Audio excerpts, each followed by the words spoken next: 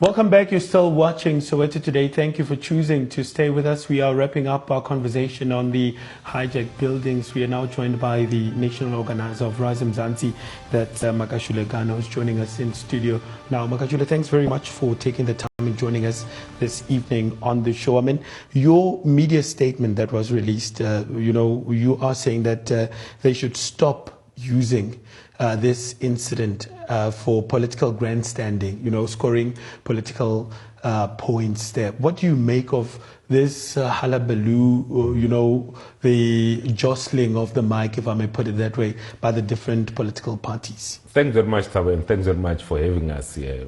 I warned immediately after the tragedy, and I send my sincere condolences to the families, and a speedy recovery for those that are in hospital. We said as Rise Mzansi that there's always this tendency in South Africa that when there's a tragedy, now the politicians and the police want to do these PR stunts. That's why, like now today, you'll hear that the MMC was out raiding a building, inspecting a building. These buildings were there last week before the fire. Everyone knew that these buildings are unsafe, but it had to take the death of 74 people for them to come into action. And what will likely happen is that this thing is just going to last for a few weeks, not even a week.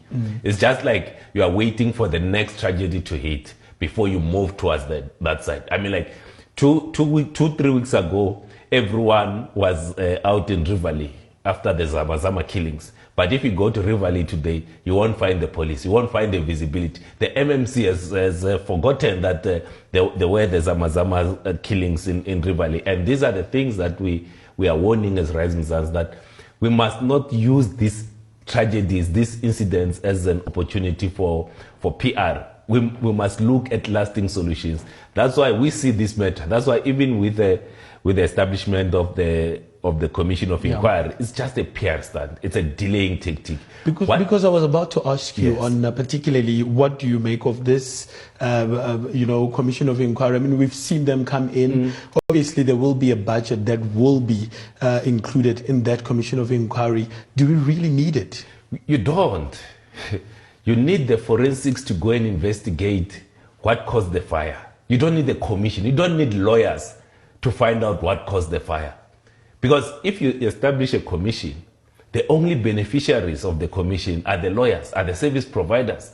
What you need is a team of the South African police, is a team of the National Prosecuting Authority, it's a team of the human settlements to work together. We are already paying them, so there will be no need to spend extra millions paying lawyers and service providers to do the job that the current departments could do. So what that commission says to me is that Panyaza Lucifi says, I don't trust any of the people that are employed in the Gauteng provincial government, that I have to put in lawyers that have no skill whatsoever in forensic investigation to come and do this particular work. That's why we say we need to put a team of policemen and women as part of organized crime. You need to find the NPA so that they work together to find these slumlords and the hyenas that are profiting from these hijacked buildings. Because at the moment, it seems like people want to criminalize the poor,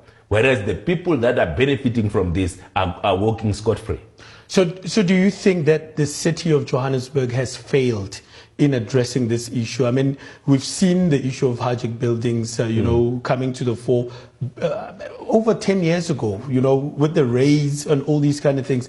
Do you think they failed? And also, this syndicate, it seems like it's a huge syndicate that's operating in the city of Johannesburg, because quite a lot of buildings are hijacked and nothing is happening. There's no doubt that the city of Johannesburg has failed. There's no doubt that the political parties that are in council have all failed. Because if you look in the last 10 years, almost all of them had an opportunity to be part of government, and nothing has changed in Johannesburg. In fact, the lawlessness in Johannesburg has gotten worse. So like now it's like everyone is scrambling to get closer to the mic to say, this is my solution, this is my solution. What have they been doing in the last 10 years? And that's why we're saying, you know what?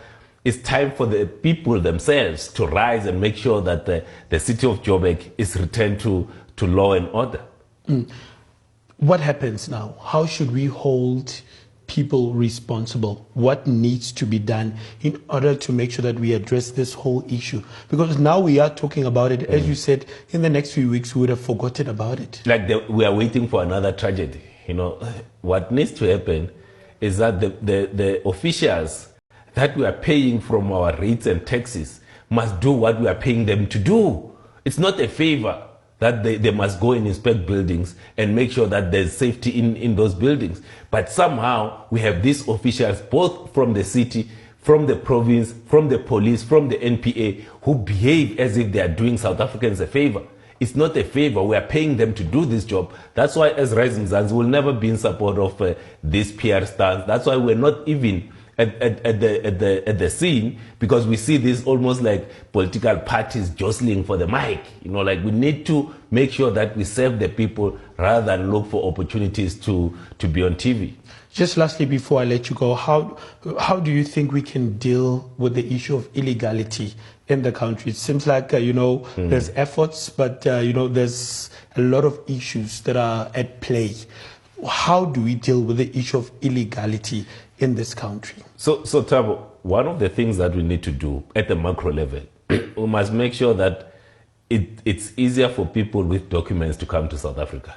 Because we must never get into a situation where we want to close South Africa out. It must be easy for people with documents to come to South Africa, and difficult as possible for people without documents to come in here. Now that we have people that might not have documents, we need to work with the embassies in South Africa to make sure that they get the documents, so that we don't have this fight every time and say, all right, you find that in a building there are South Africans, but because they live side by side with maybe undocumented foreign nationals, then we club everyone as an undocumented foreign national, and that's what leads to the fights, the burning and the killings that happens in our cities and townships. Makashule Gana, thank you very much for making the time this evening. Much appreciated. We really appreciate the opportunity. That was the national organizer of Rising Mzansi political party, that's Makashule Gana, giving us the party's stance on the topical issue of hijacked buildings in the city of Johannesburg.